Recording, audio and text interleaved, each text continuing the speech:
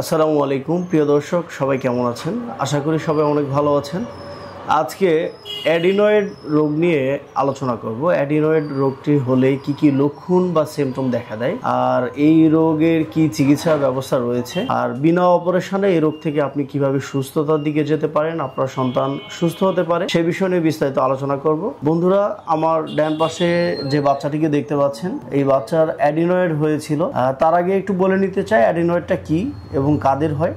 Adenoid হচ্ছে নাক এবং গলার সংযোগস্থলে একটি ইনফেকশান তৈরি করে, যেটি অনেকটা টনসিলের মতো। বলা হয় যে টনসিলের জ্ঞাতিভাই হচ্ছে অ্যাডিনয়েড, অর্থাৎ যেই সন্তানের, যেই বাচ্চার বা যেই রুগীর অ্যাডিনয়েড আছে তার টনসিলাইটিস সমস্যাটা থাকবে। পাশাপাশি তার নেজাল পলিপাস বা নাকের পলিপস, যেটিকে আমরা বলি নাকে মাংস বৃদ্ধি পেয়েছে, এই রোগও তার থাকার সম্ভাবনা রয়েছে। এই রোগ হলে অনেক লক্ষণ দেখা দিতে পারে, যেমন গলা ব্যথা, নিঃশ্বাস না নিতে পারা, হা করে নিঃশ্বাস নেওয়া, অনেক সর্দি কাশি থাকা এবং একটা অমনোযোগী ভাবসাব থাকতে পারে, পড়াশোনায় অমনোযোগী, চাঞ্চল্যতা বাচ্চাদের যে থাকবে সেটা নাও থাকতে পারে। এই লক্ষণগুলো মূলত দেখা দেয়। বন্ধুরা, সরাসরি শুনবো বাচ্চার কি সমস্যা হচ্ছিল, বাচ্চার অভিভাবক বাবা তার মুখে শুনবো যে আপনার বাচ্চার কতদিন আগে এই সমস্যা দেখা দিয়েছিল। এটা প্রায় 3 বছর থেকে 4 বছর হবে আর কি।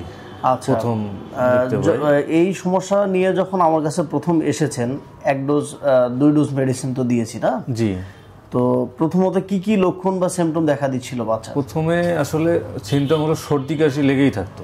আচ্ছা, সারা বছর সর্দি কাশি থাকতো। তারপর আবহাওয়াটা চেঞ্জ হলেই আবার সর্দি কাশি লেগেই থাকতো।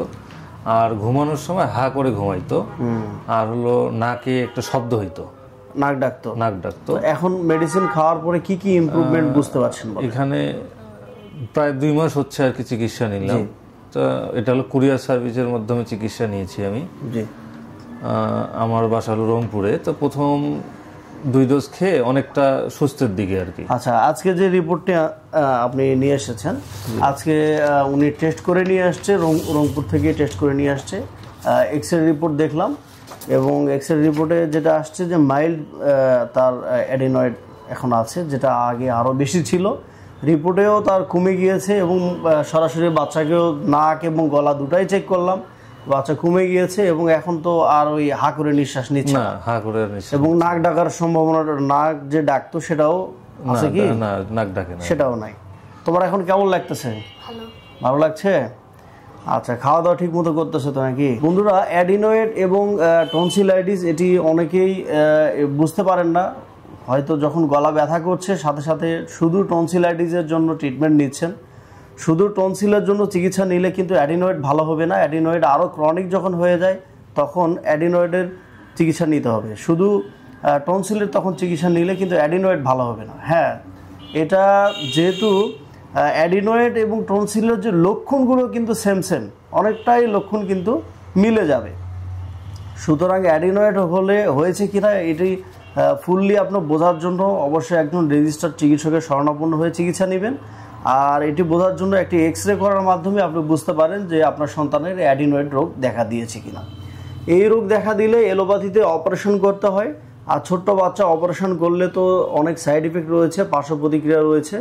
বিনা অপারেশনে হোমিওপ্যাথি চিকিৎসার মাধ্যমে অ্যাডিনয়েড রোগ থেকে আপনার সন্তান সুস্থতার দিকে যেতে পারে। আপনি অভিভাবক হিসাবে এই সুফল আপনি গ্রহণ করতে পারেন। অ্যাডিনয়েড রোগ যদি দেখা দেয়, আপনি হোমিওপ্যাথিতে খুবই চমৎকার ওষুধ রয়েছে, ওষুধগুলো সেবন করার মাধ্যমে রোগী ভালো হতে মোটামুটি 2 থেকে 3 মাসের মতো সময় লাগে। আর টনসিলাইটিস থেকে সম্পূর্ণ সুস্থ হওয়ার জন্য 1 মাসের মতো সময় লাগে। তবে টনসিলাইটিসের মেডিসিন দেওয়ার সাথে সাথে আমরা যেটি দেখি যে রোগীরা মোটামুটি 7 দিনের মধ্যে ইমপ্রুভমেন্ট বোঝা যায়। পরিপূর্ণ সুস্থতার জন্য 1 মাসের মধ্যেই টনসিলাইটিস কিন্তু সম্পূর্ণ ভালো হয়ে যায়। কিন্তু অ্যাডিনয়েডের ক্ষেত্রে কিন্তু একটু সময় লাগে।